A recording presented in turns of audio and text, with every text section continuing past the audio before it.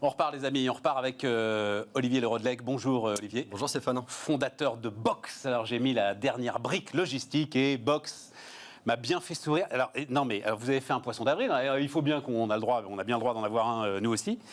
Et franchement, il était assez top. Donc je vais vous le lire les amis. Donc communiqué très très bien fait en plus, exactement le genre de communiqué qu'on reçoit. À partir du 1er mai 2021, les points relais seront autorisés à ne pas remettre les colis si leur destinataire ne justifie pas d'un achat d'au moins 10 € effectué dans un commerce de proximité. Vous avez apprécié le clin d'œil. Formidable idée, mais j'y ai cru. Je dis, ah mais, et vraiment j'ai vu le truc, j'ai dit, ah mais tiens, j'étais passé au travers. T'as même la petite phrase de Bruno Le Maire qui va bien, tu vois, ministre de l'économie, nous espérons que les petits commerces pourront profiter de cette mesure pour mettre en place leurs propres solutions. Nous allons changer l'environnement, etc. Machin. J'espère que nous en voudra pas trop. Vive la République, vive la France. Non, parce que c'est ultra crédible. Ils en sont, malheureusement, alors je me suis permis de répercuter votre poisson d'avril parce que je l'ai trouvé excellent, mais j'ai dit arrêtez de leur donner des idées comme ça, les gars. Ils sont capables de dire mais c'est une bonne idée ça, mais mettons-la en place. Bon, c'est pour vendre quoi? C'est pour vendre en fait une nouvelle boîte aux lettres. Alors exactement, en tout cas un nouveau service. C'est-à-dire que, comme vous le savez peut-être, en 2020, il y a eu 1 milliard de colis qui ont été livrés en France, qui est évidemment un trend qui est sous-tendu en fait par la croissance du e-commerce. Mais oui. Et le problème, c'est qu'aujourd'hui, on reçoit tous notre courrier, mais on ne peut plus recevoir nos colis. Ce qu'il faut savoir, c'est que 80% des gens, ce qu'ils souhaitent, c'est recevoir leur colis chez eux. Ouais. Et pourtant, chaque semaine, il y a 1 million de colis qui ne trouvent pas leur destinataire. Sur 1 milliard, non, 1 million chaque semaine. Chaque semaine, oui. Donc 50 millions de colis, quoi. Exactement, oui. Et donc, ce qui fait qu'il y a un problème qui devient majeur, un problème de satisfaction client, un problème de politique urbaine aussi, parce que finalement, ça congestionne, enfin, ça participe au congestionnement des centres-villes, à la pollution des centres-villes. Et donc, la thématique derrière tout ça, c'est comment on pense la ville de demain en tenant compte de nos nouvelles habitudes de consommation. Ah oui, tu te... Ah oui. Voilà. Mais pour en revenir à c'est vraiment vive la République, vive la France, là, c'est la ville de demain. On va la voir, votre invention. C'est une boîte à lettres connectée, globalement. Bon. C'est une boîte aux lettres connectée qu'on met dans les parties communes des immeubles ou devant les maisons et qui permet d'assurer de manière sécurisée en fait, la réception des colis pour tous. Ça va un tout petit peu plus loin quand même, parce qu'à l'intérieur, vous avez réfléchi à 2-3 éléments qui sont quand même intéressants, notamment au fait qu'elle soit autonome en énergie. Effectivement. Alors, notamment pour l'habitat collectif, ce qu'on a voulu concevoir, c'est une solution qui tienne compte des contraintes de notre habitat et qui sont de plusieurs ordres. La première, c'est qu'on a des parties communes qui sont relativement étroites, donc il faut réussir à concevoir une consigne qui soit la plus ergonomique possible. Ensuite, notamment dans l'habitat existant, un des freins à l'adoption, ça serait le fait de réaliser des travaux. Donc on a fait en sorte de concevoir quelque chose qui ne nécessite aucun travaux d'installation, d'où l'autonomie en énergie. Enfin, faut la coller au mur, quoi. Mais voilà, mais c'est exactement. Très très bien. Et enfin, une solution qui soit la moins chère possible, parce que tout le monde souhaite avoir ce type de service, mais tout le monde n'est pas prêt non plus à y allouer des budgets considérables. Il faut une solution frugale. Ouais, mais alors c'est là où donc on va pas donner le prix, c'est pas notre sujet. Bien sûr.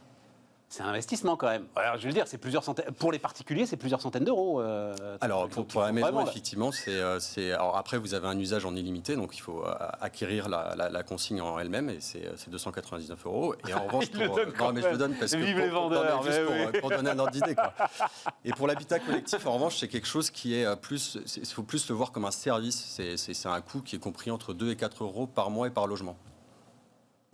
Mais alors, comment est-ce que ça marche? Alors, d'abord, connecter. Pourquoi connecter? Pourquoi est-ce qu'il faut qu'elle soit connectée, cette Alors, parce que la façon dont ça fonctionne, c'est qu'une fois que vous avez une consigne box, par exemple, dans votre immeuble, la façon dont ça fonctionne, c'est que vous avez une app box qui va vous permettre de générer des codes à usage unique que vous allez transmettre au livreur et qu'il va pouvoir en fait taper sur le clavier de la consigne et ainsi déverrouiller la consigne et déposer le colis. Et toute l'activité dans la consigne en fait est tracée, ce qui permet d'apporter un maximum de sécurité. Tracée via toutes les émissions de codes d'ouverture, de fermeture, que ce soit les ouvertures du livreur ou celles du end-user. Pour être clair, d'ailleurs, ce code généré par votre appli, en fait, vous dites aux gens, il faut le rentrer sur l'adresse. Quand vous donnez votre adresse, tout à fait. En fait, il faut le rentrer sur l'adresse. De manière à ce que ça apparaisse sur l'étiquette de livraison. Et puis par ailleurs, on a mis des balances connectées à l'intérieur de nos consignes qui permettent de vérifier les variations de poids et de s'assurer effectivement qu'il n'y ait pas de comportement inélégant, on va dire, de la part des uns et des autres. Mais parce que c'est forcément à ça qu'on pense. Bah, bien sûr, c'est normal. C'est-à-dire qu'on se dit, le gars, il va vider la boîte. Exactement. Dans la mesure où c'est une consigne qui est partagée, il faut réussir à instaurer un climat de confiance entre les copropriétaires. Et d'ailleurs, il n'y a que les copropriétaires qui peuvent avoir accès à cette consigne ou le tiers de confiance à qui vous avez remis un code. Donc, que ce soit un livreur d'ailleurs, ou même un commerçant de proximité, ou votre neveu à qui vous souhaitez donner accès à la consigne pour qu'il y récupère un objet. Si la boîte aux lettres a été vidée, vous allez savoir exactement à quelle heure elle a été vidée. Et par qui? Et, enfin, ouais, Bah, correspondant à quel code en tout cas. Exactement, mais qui dit code dit qu'on saura par exemple que c'est votre livreur qui l'a ouvert à 14h37 et que s'il y a une variation de colis, de poids pardon, qui est négative alors qu'elle aurait dû être positive, bon, bah, on saura qu'il y a eu un problème. Et ça, on saura le tracer de manière automatique dans nos serveurs. C'est intéressant parce que, alors, tu me disais, et je suis en train de comprendre 2-3 trucs, donc voilà, on voit le magnifique dispositif là. Tu me dis, ça va au-delà, enfin, c'est-à-dire que... Non, ce que je veux dire, c'est qu'en fait, on adresse un problème du quotidien des Français. Et il s'inscrit en fait dans une réflexion qui est aussi beaucoup plus large, hein, qui est le changement des habitudes de consommation et comment on doit penser notre ville pour faire en sorte qu'elle ait des infrastructures qui permettent de rendre tous ces flux logistiques les plus efficients possibles et les plus décarbonés possibles. Ouais.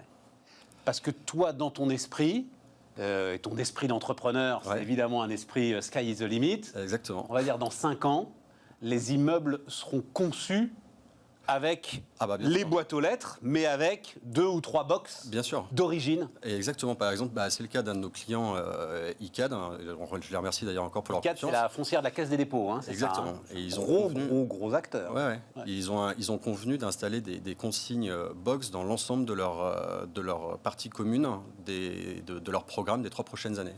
Donc, ce que je veux dire, c'est un bon exemple parce qu'aujourd'hui, tous les acteurs de l'immobilier, ils ont leur nouveau axe stratégique de réflexion, c'est quel nouveau service on va apporter aux futurs habitants de nos programmes ou de notre parc. Et effectivement, avec le contexte sanitaire, avec la crise du Covid qui a commencé l'année dernière, l'explosion du e-commerce et toutes les contraintes que ça a pu créer, le sujet de la réception des colis est remonté tout en haut de la pile des services à apporter aux habitants. Et d'ailleurs, les pouvoirs publics et les collectivités locales, ils sont très sensibles. Nous, on a déployé récemment sur Meudon, sur la commune de Meudon et d'ici les Moulineaux, plus de 1000 logements ont été équipés de systèmes box.